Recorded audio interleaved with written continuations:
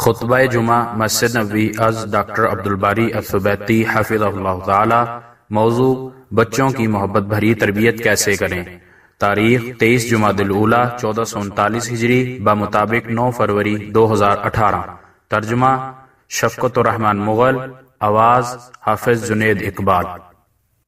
السلام علیکم ورحمۃ اللہ وبرکاتہ۔ پہلا خطبہ۔ تمام تعریفیں اللہ کے لیے ہیں کہ اس نے قرآن کریم کو تربیت کا سب سے بہترین ذریعہ بنایا۔ میں گواہی دیتا ہوں کہ اللہ کے سوا کوئی معبود برحق نہیں، وہ یکتا ہے، اس کا کوئی شریک نہیں۔ اللہ کی آیات سے لوگوں کا تزکیہ ہوتا ہے۔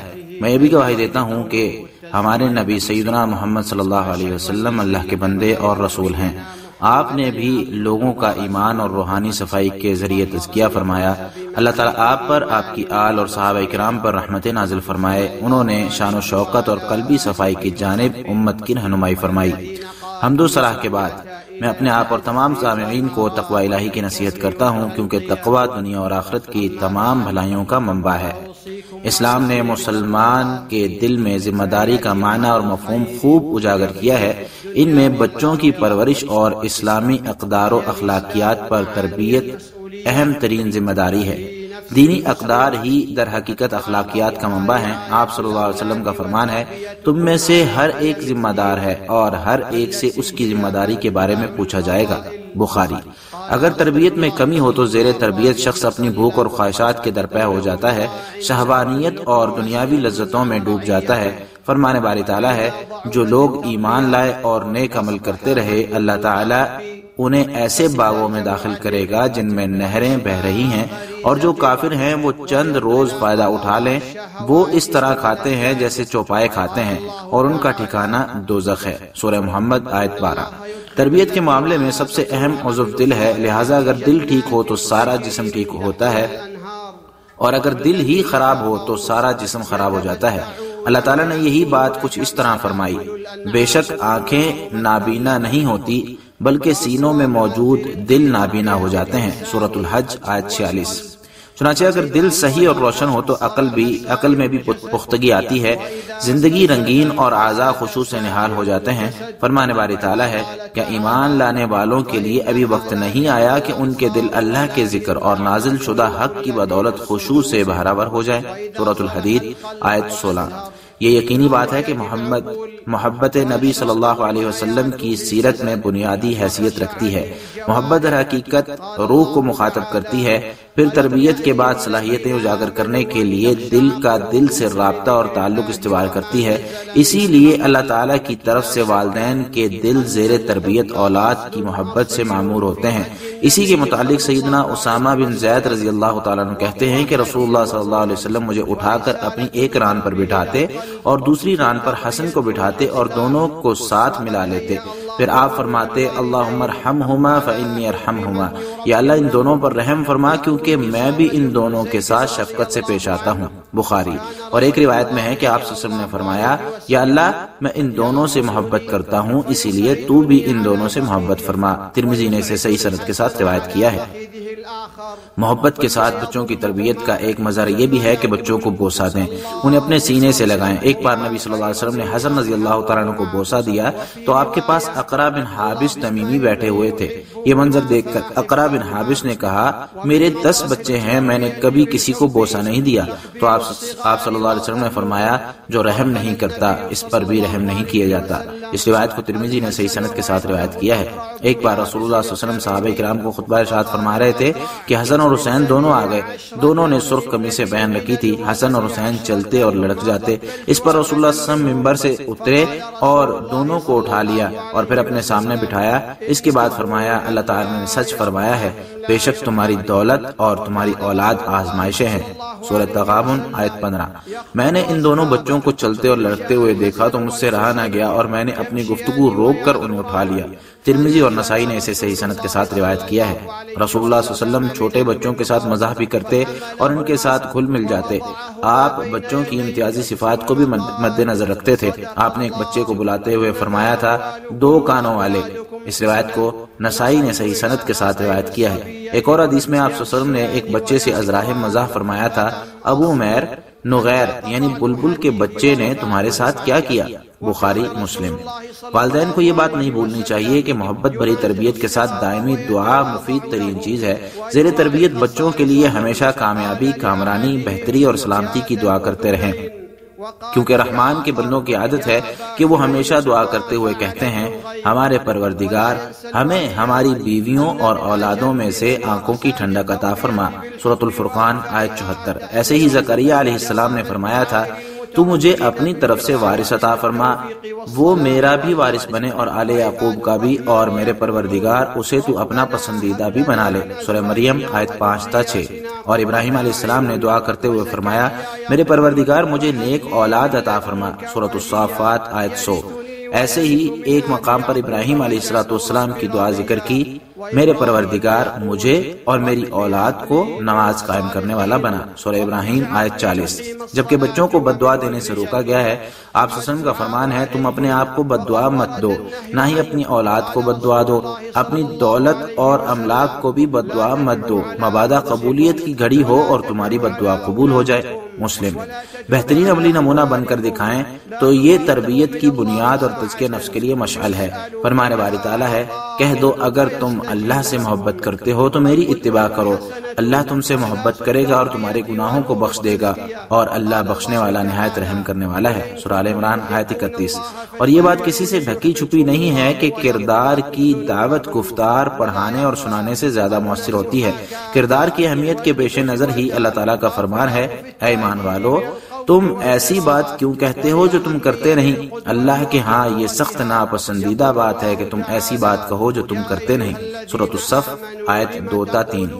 محبت ناگوار اور غیر مناسب مواقع پر بھی قائم دائم رہنی چاہیے۔ یہی نبی صلی اللہ علیہ وسلم کی سیرت ہے۔ ایک بار ایک شخص نبی صلی اللہ علیہ وسلم کے پاس آیا اور کہنے لگا، اللہ کے رسول میں تباہ ہو گیا۔ آپ نے فرمایا، تمہیں کیا ہوا؟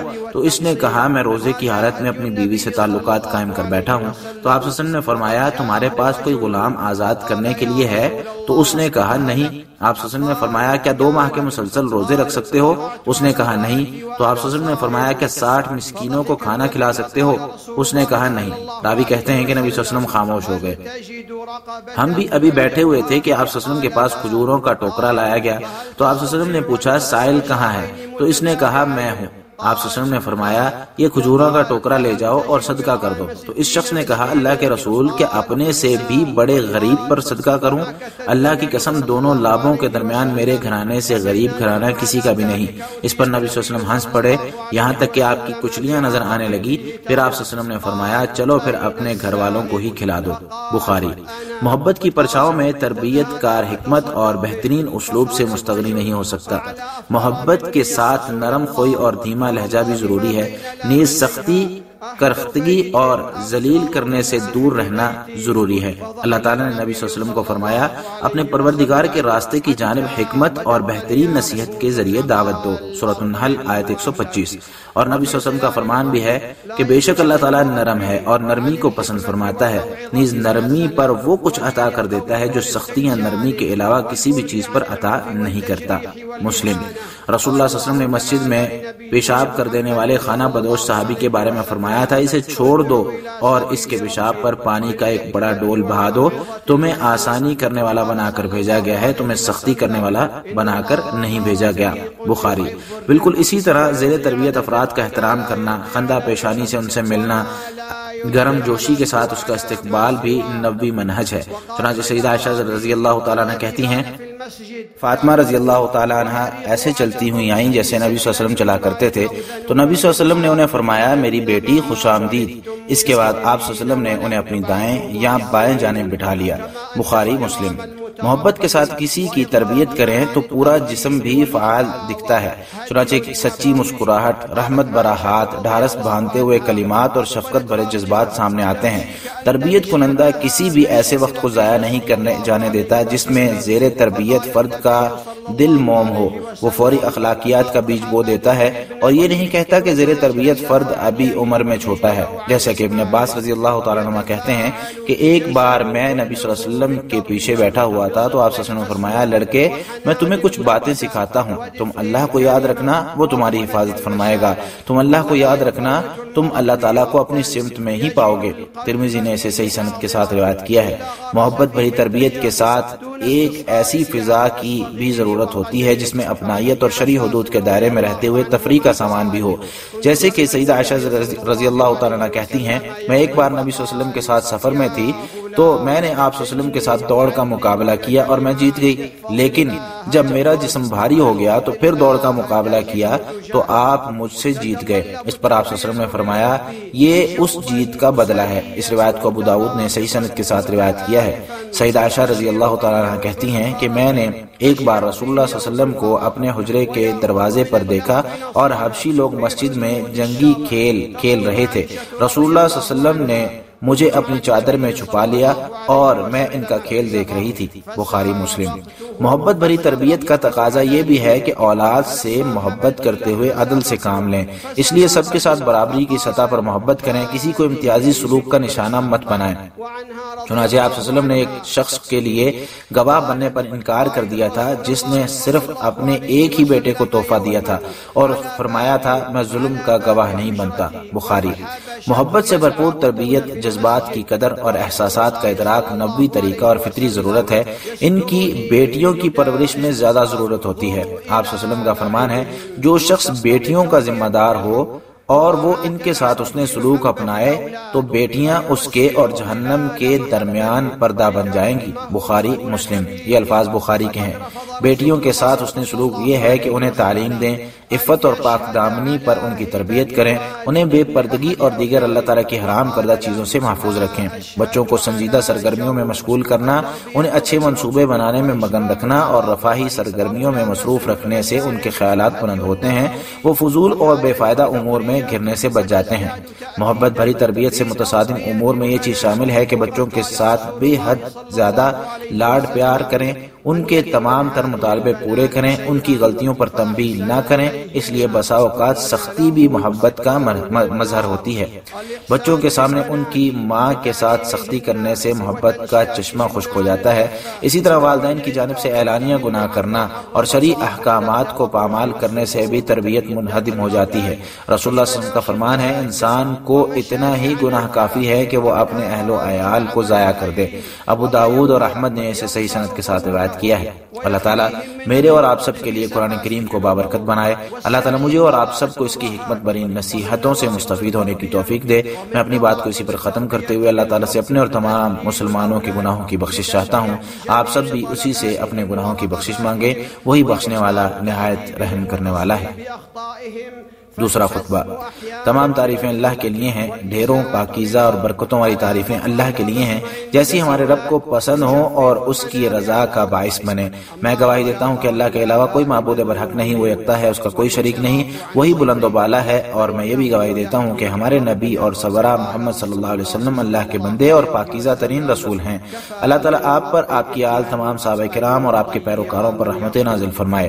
حمد و صلاح کے بعد میں اپنے آپ اور تمام سامعین کو تقوی الہی کی نصیحت کرتا ہوں۔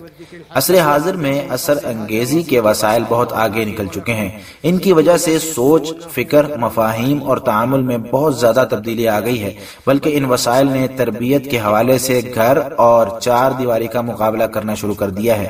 ایسے میں محبت بھری تربیت کی اہمیت مزید دو چند ہو جاتی ہے کہ اس دور میں باہمی اعتماد کی فضا کس قدر مضبوط ہونی چاہیے۔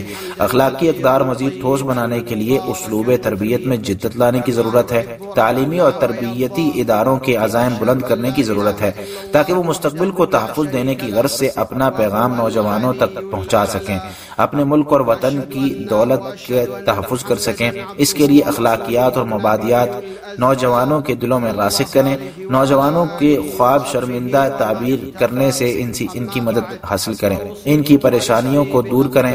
فرمانے والی تعالیٰ ہے ایمان والو اپنے آپ اور اپنے اہل خانہ کو آگ سے بچاؤ، اس کا ایندھن لوگ اور پتھر ہیں۔ سورۃ التحریم آیت 6۔ اللہ کے بندو رسول خدا پر درود پڑھو۔ اللہ تعالیٰ نے اپنی کتاب میں تمہیں اسی کا حکم دیتے ہوئے فرمایا اللہ اور اس کے فرشتے نبی پر درود بھیجتے ہیں، اے ایمان والو تم بھی ان پر درود و سلام بھیجو۔ سورۃ الحزاب آیت 56۔ اللهم صل علی محمد وعلی آل محمد کما صلیت علی ابراہیم وعلی آل ابراہیم انک حمید مجید۔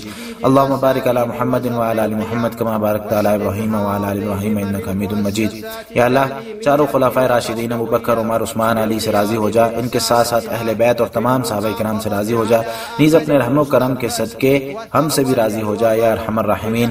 یا اللہ اسلام اور مسلمانوں کو غلبہ عطا فرما، یا اللہ اسلام اور مسلمانوں کو غلبہ عطا فرما، یا اللہ کافروں کے ساتھ کفر کو بھی ذلیل و رسوا فرما، یا اللہ تیرے دین اور تیرے دین کے دشمنوں کو، یا اللہ تیرے دین کے دشمنوں کو نیست و نابود کر دے، یا اللہ اس ملک کو اور تمام اسلامی ممالک کو امن کا گہوارہ بنا دے یا رب العالمین۔ یا اللہ جو بھی ہمارے بارے میں یا اسلام اور مسلمانوں کے متعلق برے ارادے رکھے تو اسے اپنی جان کے لالے پڑ جائیں، اس کی مکاری اسی کی تباہی کا باعث بنا دے یا سمیع الدعا۔ یا اللہ جو بھی ہمارے بارے میں یا اسلام اور مسلمانوں کے متعلق برے ارادے رکھے تو اسے اپنی جان کے لالے پڑ جائیں، اس کی مکاری اسی کی تباہی کا باعث بنا دے یا سمیع الدعا۔ یا اللہ جو بھی ہمارے بارے یا اسلام اور مسلمانوں کے متعلق برے ارادے رکھے تو اسے اپنی جان کھلالے پڑ جائے، اس کی مکاری اسی کی تباہی کا باعث بنا دے یا سمیع الدعا۔ یا اللہ پوری دنیا میں اعلی کلمہ کے لیے جہاد کرنے والوں کی مدد فرما، یا اللہ ان کی مدد، نصرت اور حمایت فرما۔ یا اللہ پوری دنیا میں کمزور مسلمانوں کی مدد فرما، یا اللہ کمزور مسلمان بھوکے ہیں ان کے کھانے پینے کا بندوبست فرما، ننگے پاؤں ہیں انہیں جوتے عطا فرما۔ یا اللہ ان پر ظلم ڈھایا جا رہا ہے ان کا بدلہ چکا دے یا قوی یا عزیز۔ یا اللہ پوری دنیا میں مجاہدین کی مدد فرما، یا اللہ سرحدوں پر معمور ہمارے فوجیوں کی مدد فرما، یا اللہ ان کی خصوصی مدد فرما یا رب العالمین۔ یا اللہ ان کے مال، دولت، اہل و عیال اور عزت آبرو کی حفاظت فرما یا رب العالمین۔ یا اللہ ہماری سیکیورٹی فورسز کے جوانوں کی حفاظت فرما اور ان کے عزائم بلند فرما یا قوی یا متین۔ یا اللہ ہم تجھ سے جنت اور جنت کے قریب کرنے والے اعمال کی توفیق مانگتے ہیں اور جہنم کے قریب کرنے والے اعمال سے تیری پناہ چاہتے ہیں۔ یا اللہ ہم تجھ سے معلوم یا نامعلوم ہمہ قسم کی بھلائی مانگتے ہیں، چاہے کوئی جلدی ملنے والی ہے یا دیر سے۔ یا اللہ ہم تجھ سے معلوم یا نامعلوم ہمہ قسم کی برائی سے پناہ چاہتے ہیں، چاہے وہ جلد میں آنے والی ہے یا دیر سے۔ یا اللہ ہمارے دینی معاملات کی اصلاح فرما، اسی میں ہماری نجات ہے۔ یا اللہ ہماری دنیا بھی درست فرما دے، اسی میں ہمارا معاش ہے، اور ہماری آخرت بھی اچھی بنا دے، ہم نے وہیں لوٹ کر جانا ہے، اور ہمارے لیے زندگی کو ہر خیر کا ذریعہ بنا اور موت کو ہر شر سے بچنے کا وسیلہ بنا دے یا رب العالمین۔ یا اللہ ہم تجھ سے ہدایت، تقوی، توانگری اور عفت پاک دامنی کا سوال کرتے ہیں۔ یا اللہ ہم تجھ سے شروع سے لے کر آخر تک، ابتدا سے لے کر انتہا تک، اول تا آخر ہر قسم کی جامع بھلائی مانگتے ہیں، نیز تجھ سے جنتوں میں بلند درجات کے سوالی ہیں۔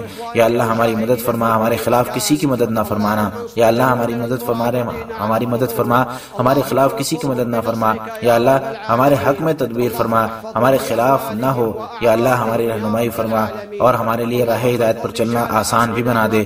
یا اللہ ہم پر زیادتی کرنے والوں کے خلاف ہماری مدد فرما۔ یا اللہ ہمیں تیرا ذکر، شکر، تیرے لیے مرمٹنے والا، تیری طرف رجوع کرنے والا اور انابت کرنے والا بنا۔ یا اللہ ہماری توبہ قبول فرما، ہماری کوتاہیاں معاف فرما، ہماری حجت کو ٹھوس بنا اور ہمارے سینوں کے میل کچیل نکال باہر فرما۔ یا اللہ ہم تیری نعمتوں کے زوال، تیری طرف سے ملنے والی عافیت کے خاتمے، تیری اچانک پکڑ اور تیری ہمہ قسم کی ناراضی سے تیری پناہ چاہتے ہیں۔ یا اللہ ہمارے سارے گناہ معاف فرما دے۔ یا اللہ ہم نے اپنے آپ پر جو بھی زیادتی کی یا اللہ معاف فرما دے یا رب العالمین۔ یا اللہ ہم پر اپنی برکتوں، رحمتوں، فضل اور رزق کے دروازے کھول دے۔ یا اللہ تمام مسلمان فوج شدگان پر رحم فرما، ہمارے والدین کی مغفرت فرما، تمام مریضوں کو شفا یاب فرما یا قوی یا عزیز۔ یا اللہ ہماری زندگی، کارکردگی میں برکت فرما، ہماری بیویوں، اولاد، دولت میں برکت فرما۔ یا اللہ ہم جہاں بھی ہوں ہمیں برکت سے نہال رکھنا یا رب العالمین۔ یا اللہ تو ہی ہمارا معبود حقیقی ہے، تیرے سوا کوئی معبود نہیں، تو ہی غنی ہے، ہم فقیر ہیں، ہمیں بارش کی نعمت عطا فرما، ہمیں مایوس مت فرما۔ یا اللہ ہمیں بارش عطا فرما، یا اللہ ہمیں بارش عطا فرما، یا اللہ ہمیں بارش عطا فرما۔ یا اللہ تیری رحمت کے صدقے ہم تجھ سے دعا کرتے ہیں کہ یہ رحمت والی بارش ہو، عذاب بلاؤں منہدم کرنے والی، غرق کرنے والی بارش نہ ہو یا ارحم الراحمین۔ یا اللہ ہمارے حکمران کو تیرے پسندیدہ کام کرنے کی توفیق عطا فرما۔ یا اللہ ہمارے حکمران خادم حرمین شریفین کو تیرے پسندیدہ کام کرنے کی توفیق عطا فرما۔ یا اللہ ان کی تیری رضا اور رہنمائی کے مطابق توفیق عطا فرما۔ یا اللہ یا رب العالمین ان کے ولی عہد کو ہر خیر کے کام کی توفیق عطا فرما یا ارحم الراحمین۔ یا اللہ تمام مسلمان حکمرانوں کو کتاب و سنت کے نفاذ کی توفیق عطا فرما یا رب العالمین۔ ہمارے پروردگار ہم نے اپنے آپ پر ظلم کیا، اور اگر تو نے ہمیں معاف نہ کیا اور ہم پر رحم نہ کیا تو ہم بہت نقصان اٹھانے والوں میں سے ہو جائیں گے۔ ऐ हमारे परवरदिगार, हमें भी बख्श दे और हमारे उन भाइयों को भी जो हमसे पहले ईमान लाए थे, और जो लोग ईमान लाए हैं उनके लिए हमारे दिलों में कदूरत न रहने दे। ऐ हमारे परवरदिगार, तू बड़ा मेहरबान और रहम करने वाला है। हमारे रब, हमें दुनिया और आखिरत में भलाई अता फरमा और हमें आखिरत के अजाब से महफूज रख। अल्लाह ताला तुम्हें अदल, एहसान और क़राबतदारों को देने का हुक्म देता है और बेहयाई, बुरे काम और सरकशी से मना करता है। वो तुम्हें इसलिए नसीहत करता है कि तुम उसे कबूल करो और याद रखो। सूरह नहल आयत 90। तुम अल्लाह का जिक्र करो, वो तुम्हें याद रखेगा। उसकी नेमतों का शुक्र अदा करो, वो तुम्हें और ज्यादा इनायत करेगा। अल्लाह की याद बहुत बड़ी इबादत है और अल्लाह ताला तुम्हारे तमाम आमाल से बखूबी वाकिफ है। ربنا اغفر لنا ولإخواننا الذين سبقونا بالإيمان ولا تجعل في قلوبنا إن الله وملائكته يصلون على النبي يا أيها الذين آمنوا صلوا عليه وسلموا تسليما اللهم صل على محمد وعلى آل محمد كما صليت على إبراهيم وعلى آل إبراهيم إنك حميد مجيد وبارك على محمد وعلى آل محمد كما باركت على إبراهيم وعلى آل إبراهيم إنك حميد مجيد وارض اللهم عن خلفاء الأربعة الراشدين أبي بكر وعمر وعثمان وعلي وعن الآل والصحب الكرام وعنا معهم بعفوك وكرمك يا أرحم الراحمين. اللهم أعز الإسلام والمسلمين، اللهم أعز الإسلام والمسلمين وأذل الكفر والكافرين ودمر اللهم أعداءك أعداء الدين واجعل اللهم هذا البلد آمناً مطمئناً وسائر بلاد المسلمين. اللهم من أرادنا وأراد الإسلام والمسلمين بسوء فأشغله بنفسه واجعل تدبيره تدميره يا سميع الدعاء. اللهم من أرادنا وأراد الإسلام والمسلمين بسوء فأشغله بنفسه واجعل تدبيره تدميره يا سميع الدعاء. اللهم من أرادنا وأراد الإسلام والمسلمين بسوء فأشغله بنفسه واجعل تدبيره تدميره يا سميع الدعاء. اللهم انصر المجاهدين لإعلاء كلمتك في كل مكان. اللهم كن لهم مؤيداً ونصيراً وظهيراً. اللهم كن للمسلمين المستضعفين في كل مكان. اللهم إنهم جياع فأطعمهم وحفاة فاحملهم وعراة فاكسهم ومظلومون فانتصر لهم يا قوي يا عزيز. اللهم انصر إخواننا المجاهدين في كل مكان. اللهم انصر جنودنا المرابطين على الثغور. اللهم انصرهم بنصرك يا رب العالمين. اللهم احفظهم في أموالهم وأعراضهم يا رب العالمين. اللهم احفظ رجال أمننا وقوي عزائمهم يا قوي يا متين. اللهم إنا نسألك الجنة وما قرب إليها من قول وعمل ونعوذ بك من النار وما قرب إليها من قول وعمل. اللهم إنا نسألك من الخير كله عاجله وآجله ما علمنا منه وما لم نعلم ونعوذ بك من الشر كله عاجله وآجله ما علمنا منه وما لم نعلم. اللهم أصلح لنا ديننا الذي هو عصمة أمرنا وأصلح لنا دنيانا التي فيها معاشنا وأصلح لنا آخرتنا التي إليها معادنا واجعل الحياة زيادة لنا في كل خير والموت راحة لنا من كل شر يا رب العالمين. اللهم إنا نسألك الهدى والتقى والعفاف والغنى. اللهم إنا نسألك فواتح الخير وخواتمه وجوامعه وأوله وآخره ونسألك الدرجات العلى من الجنة يا رب العالمين. اللهم أعنا ولا تعن علينا وانصرنا ولا تنصر علينا وامكر لنا ولا تمكر علينا واهدنا ويسر الهدى لنا وانصرنا على من بغى علينا. اللهم اجعلنا لك ذاكرين لك شاكرين لك مخبتين لك أواهين منيبين. اللهم تقبل توبتنا واغسل حوبتنا وثبت حجتنا وسدد ألسنتنا واسلل سخيمة قلوبنا. اللهم إنا نعوذ بك من زوال نعمتك وتحول عافيتك وفجاءة نقمتك وجميع سخطك. اللهم اغفر لنا ذنوبنا وإسرافنا في أمرنا يا رب العالمين. اللهم ابسط علينا من بركاتك ورحمتك وفضلك ورزقك. اللهم ارحم موتانا واغفر لوالدينا واشف مرضانا يا قوي يا عزيز. اللهم بارك لنا في أعمالنا وأعمالنا وأزواجنا وذرياتنا وأموالنا وأهلينا، واجعلنا مباركين يا رب العالمين. اللهم أنت الله لا إله إلا أنت الغني ونحن الفقراء، أنزل علينا الغيث ولا تجعلنا من القانطين. اللهم أغثنا، اللهم أغثنا، اللهم أغثنا. اللهم سقيا رحمة لا سقيا عذاب ولا بلاء ولا هدم ولا غرق، برحمتك يا أرحم الراحمين. اللهم وفق إمامنا لما تحب وترضى، اللهم وفق إمامنا خادم الحرمين الشريفين لما تحب وترضى، وخذ بناصيته للبر والتقوى، ووفق ولي عهده لكل خير يا أرحم الراحمين. ووفق جميع ولاة أمور المسلمين للعمل بكتابك وتحكيم شرعك يا رب العالمين. ربنا ظلمنا أنفسنا وإن لم تغفر لنا وترحمنا لنكونن من الخاسرين. ربنا اغفر لنا ولإخواننا الذين سبقونا بالإيمان، ولا تجعل في قلوبنا غلا للذين آمنوا ربنا إنك رؤوف رحيم. ربنا آتنا في الدنيا حسنة وفي الآخرة حسنة وقنا عذاب النار. إن الله يأمر بالعدل والإحسان وإيتاء ذي القربى وينهى عن الفحشاء والمنكر والبغي يعظكم لعلكم تذكرون. فاذكروا الله يذكركم واشكروه وعلى نعمه يزدكم، ولذكر الله أكبر والله يعلم ما تصنعون.